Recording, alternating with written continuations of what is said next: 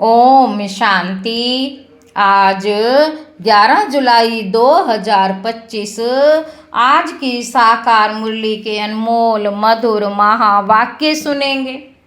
मीठे मीठे बाबा के मीठे बच्चे, पहले पहले सबको बाप का सही परिचय देकर गीता का भगवान सिद्ध करो। पहले पहले सबको बाप का सही परिचय देकर गीता का भगवान सिद्ध करो, फिर तुम्हारा नाम बाला होगा। प्रश्न है, तुम बच्चों ने चारों युगों में चक्र लगाया है, उसकी रस्म भक्ति में चल रही है, वह कौन सी है? उत्तर है, बाबा कहते तुमने चारों युगों में चक्र लगाया, वह फिर सब शास्त्रों चित्रों आदि को गाड़ी में रख चारों ओर परिक्रमा लगाते हैं, फिर घर में आकर सुला देते हैं। तुम ब्राह्मण देवता क्षत्रिय वैश्य बनते हो। इस चक्र के बदले उन्होंने परिक्रमा दिलाना शुरू किया, ये भी रस्म है। ओम शांति। रूहानी बाप बैठ रूहानी बच्चों को समझाते हैं। जब कोई को समझाते हो तो पहले ये क्लियर कर दो, जब कोई को समझाते हो तो पहले ये क्लियर कर दो कि बाप एक है, पूछना नहीं है कि बाप एक है व अनेक। ऐसे तो फिर अनेक कह देंगे, कहना ही है बाप रचता गॉड फादर एक है। बाप रचता गॉड फादर एक है, वे सब आत्माओं का बाप है। पहले पहले ऐसे भी नहीं कहना चाहिए कि वह बिंदी है। पहले पहले ऐसे भी नहीं कहना चाहिए कि वह बिंदी है, इसमें फिर मूंझ पड़ेंगे। पहले पहले तो ये अच्छी रीति समझाओ कि दो बाप हैं, लौकिक और पारलौकिक। लौकिक तो हर एक का होता ही है, लेकिन उनको कोई खुदा कोई गॉड कहते हैं। एक ही है, सब एक को याद करते हैं। पहले पहले ये पक्का निश्चय कराओ कि फादर है स्वर्ग की रचना करने वाला। पहले पहले ये पक्का निश्चय कराओ कि फादर है स्वर्ग की रचना करने वाला। वह यहाँ आएंगे स्वर्ग का मालिक बनाने, जिसको शिव जयंती भी कहते हैं। यह भी तुम बच्चे जानते हो, स्वर्ग का रचता भारत में ही स्वर्ग रचते हैं, जिसमें देवी देवताओं का ही राज्य होता है। तो पहले पहले बाप का ही परिचय देना है, उनका नाम है शिव। गीता में भगवानोवाच है ना। बाबा कहते पहले पहले तो ये निश्चय कराएं, लिखा लेना चाहिए, लिखा लेना चाहिए। गीता में है भगवानोवाच, मैं तुमको राजयोग सिखाता हूँ, अर्थात नर से नारायण बनाता हूँ, ये कौन बना सकता है? बाबा पूछ रहे हैं ये कौन बना सकते हैं? जरूर समझाना पड़े भगवान कौन है, फिर ये भी समझाना होता है। सतयुग में पहले नंबर में जो लक्ष्मी नारायण है, जरूर वही 84 जन्म लेते होंगे। पीछे फिर और धर्म वाले आते हैं, उन्हों के इतने जन्म हो ना सके। बाबा कहते पहले आने वालों के ही 84 जन्म होते हैं। सतयुग में तो कुछ सीखते नहीं हैं, जरूर संगम पर ही सीखते होंगे। तो पहले पहले बाप का परिचय देना है। जैसे आत्मा देखने में नहीं आती है, समझ सकते हैं, वैसे परमात्मा को भी देख नहीं सकते, बुद्धि से समझते हैं। हम आत्माओं का बाप है, वह हम आत्माओं का बाप है, उनको कहा जाता है परम आत्मा। बाबा कहते वे सदैव पावन है, उनको आकर पतित दुनिया को पावन बनाना होता है। तो पहले बाप एक है, ये सिद्ध कर बताने से गीता का भगवान श्री कृष्ण नहीं है, वह भी सिद्ध हो जाएगा। बाबा कहते तुम बच्चों को सिद्ध कर बताना है। एक बाप को ही ट्रुथ कहा जाता है, बाकी कर्म कांड व तीर्थ आदि की बातें सब भक्ति के शास्त्रों में है। ज्ञान में तो कोई वर्णन ही नहीं, ज्ञान में तो इनका कोई वर्णन ही नहीं। यहाँ कोई शास्त्र नहीं। बाप आकर सारा राज समझाते। पहले पहले तुम बच्चे इस बात पर जीत पाएंगे कि भगवान एक निराकार है। भगवान एक निराकार है, ना कि साकार। परम पिता परमात्मा शिव भगवान वाच ज्ञान का सागर सबका बाप वह है। श्री कृष्ण तो सबका बाप हो नहीं सकता। वह किसी को कह नहीं सकता कि देह के सब धर्म छोड़ मामे कम याद करो। है बहुत सहज बात। परंतु मनुष्य शास्त्र आदि पढ़कर भक्ति में पक्के हो गए हैं। बाबा कहते मनुष्य शास्त्र आदि पढ़कर भक्ति में पक्के हो गए हैं। आजकल शास्त्रों आदि को गाड़ी में रख परिक्रमा देते हैं। चित्रों को, ग्रंथों को भी परिक्रमा दिलाते हैं, फिर घर ले आकर सुलाते हैं। अभी तुम बच्चे जानते हो, हम देवता से क्षत्रिय, क्षत्रिय से वैश्य, शूद्र बनते हैं। ये चक्र लगाते हैं। चक्र के बदले वे फिर परिक्रमा दिलाकर घर में जाए रखते हैं। बाबा कहते उनका एक मुकर्रर दिन रहता। जब परिक्रमा दिलाते हैं तो पहले पहले ये सिद्ध कर बताना है कि श्री कृष्ण भगवानो वाच नहीं, परंतु शिव भगवानो वाच है। शिव ही पुनर्जन्म रहित है। वह आते जरूर हैं, परंतु उनका दिव्य जन्म है। भगीरथ पर आकर सवार होते, पतितों को आकर पावन बनाते हैं। रचता और रचना के आदि मध्य अंत का राज समझाते। जो नॉलेज और कोई नहीं जानते, बाप को आप ही आकर अपना परिचय देना है। मुख्य बात है ही बाप के परिचय की। बाबा कहते वही गीता का भगवान है। यह तुम सिद्ध करके बताएंगे तो तुम्हारा नाम बहुत बाला हो जाएगा। ये तुम सिद्ध कर बताएंगे कि भगवान गीता का भगवान है, शिव पिता परमात्मा, तो तुम्हारा नाम बहुत बाला हो जाएगा। तो ऐसा पर्चा बनाकर उसमें चित्र आदि भी लगाकर फिर एरोप्लेन से गिराने चाहिए। बाप मुख्य मुख्य बातें समझाते रहते। तुम्हारी मुख्य एक ही में ही जीत हुई तो बस तुमने जीत पाई। तुम्हारी मुख्य एक बात में जीत हुई तो बस तुमने जीत पाई। इसमें तुम्हारा नाम बहुत बाला हुआ है, इसमें कोई खिटपिट नहीं करेंगे। ये बड़ी क्लियर बात है। बाप कहते मैं सर्वव्यापी कैसे हो सकता।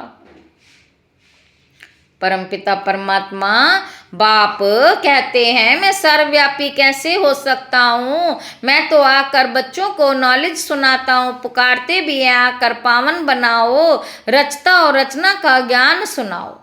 महिमा भी बाप की अलग, श्री कृष्ण की अलग है। ऐसे नहीं शिव बाबा आकर फिर श्री कृष्ण व नारायण बनते हैं, 84 जन्मों में आते हैं। नहीं, तुम्हारी बुद्धि सारी ये बातें समझाने में लगी रहनी चाहिए। मुख्य है ही गीता। भगवानो वाच है तो जरूर भगवान का मुख चाहिए ना। भगवान तो है निराकार। बाबा कहते आत्मा मुख बिगर बोले कैसे। तब कहते हैं मैं साधारण तन का आधार लेता हूँ। जो पहले लक्ष्मी नारायण बनते हैं वही 84 जन्म लेते लेते पिछाड़ी में आते हैं तो फिर उनके ही तन में आते हैं। श्री कृष्ण के बहुत जन्मों के अंत में आते हैं। ऐसे ऐसे विचार सागर मंथन करो कि कैसे किसको समझाएं। एक ही बात से तुम्हारा नाम बाला हो जाएगा। रचता बाप का सबको मालूम पड़ जाएगा। फिर तुम्हारे पास बहुत आएंगे, तुमको बुलाएंगे कि यहाँ आकर भाषण करो। इसलिए पहले पहले अलफ सिद्ध कर समझाओ। तुम बच्चे जानते हो बाबा से हम स्वर्ग का वर्षा ले रहे हैं।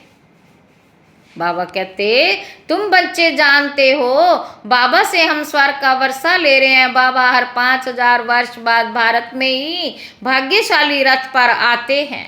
यह है सौभाग्यशाली जिस रथ में भगवान आकर बैठते हैं। कोई काम है क्या? आकर बैठते हैं, कोई काम है क्या? भगवान इनमें बैठ बच्चों को समझाते हैं कि मैं बहुत जन्मों के अंत में इसमें प्रवेश करता हूँ। श्री कृष्ण की आत्मा का रथ है ना, वे खुद श्री कृष्ण तो नहीं है, बहुत जन्मों के अंत का है। हर जन्म में फीचर्स, ऑक्यूपेशन आदि बदलता रहता है। बहुत जन्मों के अंत में जिसमें प्रवेश करता हूँ वे फिर श्री कृष्ण बनते हैं, आते हैं। संगम युग में हम भी बाप का बनकर बाप से वर्षा लेते हैं। बाप पढ़ाकर साथ ले जाते हैं और कोई तकलीफ की बात ही नहीं। बाबा कहते बाप सिर्फ कहते हैं माँ में कम याद करो, तो यह अच्छी रीति विचार करना चाहिए कि कैसे कैसे लिखे।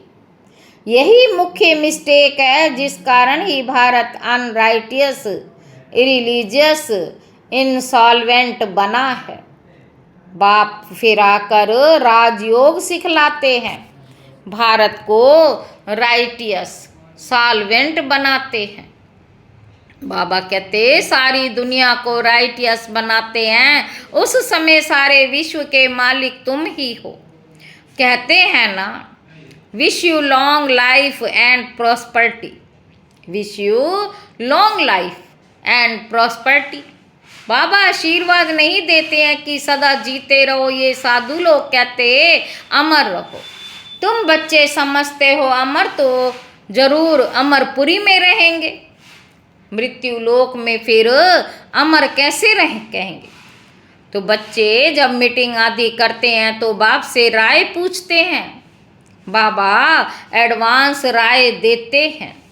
सब अपनी अपनी राय लिख भेजें, फिर भल इकट्ठे भी हों। राय तो मुरली में लिखने से सबके पास पहुंच सकती है, राय तो मुरली में लिखने से सबके पास पहुंच सकती है।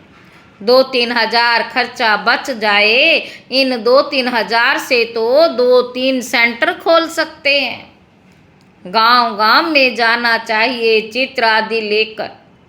बाबा कहते तुम बच्चों को जास्ती इंटरेस्ट सूक्ष्म वतन में, सूक्ष्म वतन की बातों में नहीं होना चाहिए। ब्रह्मा विष्णु शंकर आदि चित्र हैं तो इस पर थोड़ा समझाया जाता है। इन्हों का बीच में थोड़ा पार्ट है, तुम जाते हो मिलते हो, बाकी और कुछ है नहीं, इसलिए इसमें जास्ती इंटरेस्ट नहीं लिया जाता है। यहाँ आत्मा को बुलाया जाता है, उनको दिखाते हैं। कोई कोई आकर रोते भी है, कोई कोई आकर रोते भी हैं, कोई प्रेम से मिलते, कोई दुख के आंसू बहाते। ये सब ड्रामा में पार्ट है जिसको चिट चैट कही जाए। बाबा कहते वो लोग तो ब्राह्मण में कोई भी आत्मा को बुलाते, ब्राह्मण में कोई भी आत्मा को बुलाते, फिर उनको कपड़ा आदि पहनाएंगे। अब शरीर तो वह खत्म हो गया, बाकी पहनेंगे कौन? तुम्हारे पास वह रस्म नहीं है, रोने आदि की तो बात ही नहीं। तो ऊंचते ऊंच बनना है, वे कैसे बने? जरूर बीच में संगम युग है, जब पवित्र बनते हैं तुम एक बात सिद्ध करेंगे तो कहेंगे ये तो बिल्कुल ठीक बताते हैं। भगवान कभी झूठ थोड़े ही बता सकते हैं। बाबा कहते फिर बहुतों का प्यार भी होगा, बहुत आएंगे समय पर। बच्चों को सब पॉइंट्स भी मिलती रहती हैं, पिछाड़ी में क्या क्या होना है वे भी देखेंगे। लड़ाई लगेगी, बॉम्ब्स छूटेंगे, पहले मौत है उस तरफ, यहाँ तो रक्त की नदियाँ बहनी हैं, फिर घी दूध की नदी, पहले पहले धुआं विलायत से निकलेगा। डर भी वहाँ है, पहले पहले धुआं विलायत से निकलेगा, डर भी वहाँ है। कितने बड़े बड़े बॉम्ब्स बनाते, क्या क्या उसमें डालते हैं जो एकदम शहर को खल्लास कर देते हैं। ये भी बताना है किसने स्वर्ग की राजा स्थापन के हेवनली गॉड फादर जरूर संगम पर ही आते हैं। गॉडली स्टूडेंट, हम बच्चे हैं। बाबा कहते तुम जानते हो अभी संगम पर तुमको मुख्य बात समझाई जाती है बाप के याद की, जिससे ही पाप कटेंगे। भगवान जब आया था तो कहा था मामे कम याद करो तो तुम सतो प्रधान बन जाएंगे, मुक्ति धाम में जाएंगे। फिर पहले से लेकर चक्र रिपीट होगा, डिटिज्म, इस्लामिज्म, बुद्धिज्म। तुम स्टूडेंट की बुद्धि में ये सारी नॉलेज होनी चाहिए ना। खुशी रहती है। हम कितनी कमाई करते हैं, ये अमर कथा अमर बाबा तुमको सुनाते हैं। अमर कथा अमर बाबा तुमको सुनाते हैं। तुम्हारे अनेक नाम रख दिए हैं मुख्य पहले डिटिज्म, फिर सबकी वृद्धि होते होते झाड़ बढ़ता जाता अनेक धर्म, अनेक मतें हो जाती हैं। ये एक धर्म एक श्रीमत से स्थापन होता है, द्वैत की बात ही नहीं। बाबा कहते ये रूहानी नॉलेज रूहानी बाप बैठ समझाते। तुम बच्चों को खुशी में ही रहना चाहिए। तुम जानते हो बाप हमको पढ़ाते हैं, तुम अनुभव से कहते हो तो ये शुद्ध अहंकार रहना चाहिए कि भगवान हमको पढ़ा रहे हैं। और क्या चाहिए? जबकि हम विश्व के मालिक बनते हैं तो खुशी क्यों नहीं रहती? या निश्चय में कहाँ संशय है? निश्चय में कहाँ संशय है? बाप में संशय नहीं लाना, बाप में संशय नहीं लाना चाहिए। माया संशय में लाकर भुला देती है। बाबा ने समझाया है माया आँखों द्वारा बहुत धोखा देती है। माया आँखों द्वारा बहुत धोखा देती है। अच्छी चीज देखेंगे तो दिल बित बित करेगी, खाए आँखों से देखते हैं। बित बित करेगी, खाए आँखों से देखते हैं। तब क्रोध आता है मारने लिए, देखे ही नहीं तो मारे कैसे? आँखों से देखते हैं तब लोभ मोह भी होता है। मुख्य धोखा देने वाली आँखें हैं, इन पर पूरी नज़र रखनी चाहिए। आत्मा को ज्ञान मिलता है तो फिर क्रिमिनल पना छूट जाता है। ऐसे भी नहीं है आँखों को निकाल देना है। तुम्हें तो क्रिमिनल आई को सिविल आई बनाना है। अच्छा, मीठे मीठे सिक्के लदे बच्चों प्रति माता पिता बाप दादा का याद प्यार और गुड मॉर्निंग। रूहानी बाप की रूहानी बच्चों को नमस्ते।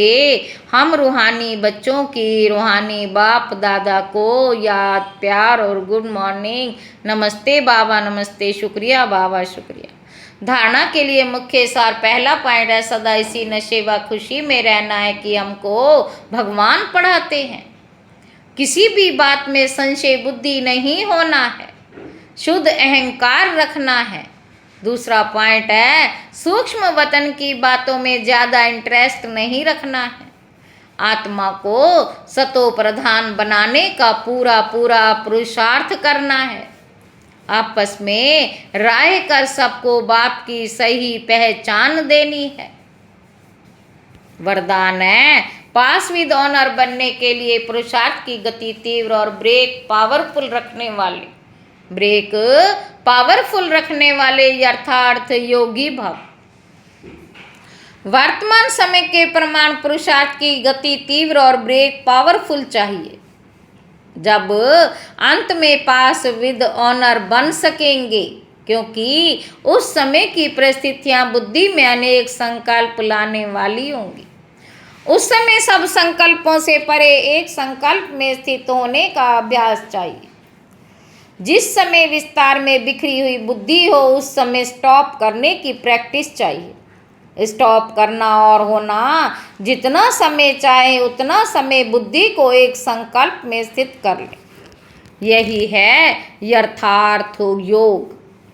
स्लोगन है आप ओबीडिएंट सर्वेंट हो, इसीलिए अलमस्त नहीं हो सकते। आप ओबीडियंट सर्वेंट हो, इसलिए अलमस्त नहीं हो सकते। सर्वेंट माना सदा सेवा पर उपस्थित। अव्यक्त इशारे। संकल्पों की शक्ति जमा कर श्रेष्ठ सेवा के निमित्त बनो। जैसे इंजेक्शन के द्वारा ब्लड में शक्ति भर देते हैं, ऐसे आपका श्रेष्ठ संकल्प इंजेक्शन का काम करेगा। संकल्प द्वारा संकल्प में शक्ति आ जाए, अभी इस सेवा की बहुत आवश्यकता है। संकल्प द्वारा संकल्प में शक्ति आ जाए, अभी इस सेवा की बहुत आवश्यकता है। स्वयं की सेफ्टी के लिए शुभ और श्रेष्ठ संकल्प की शक्ति और निर्भयता की शक्ति जमा करो, तभी अंत सुहाना और बेहद के कार्य में सहयोगी बन बेहद के विश्व के राज्य अधिकारी बन सकेंगे। बेहद के विश्व के राज्य अधिकारी बन सकेंगे। ओम शांति।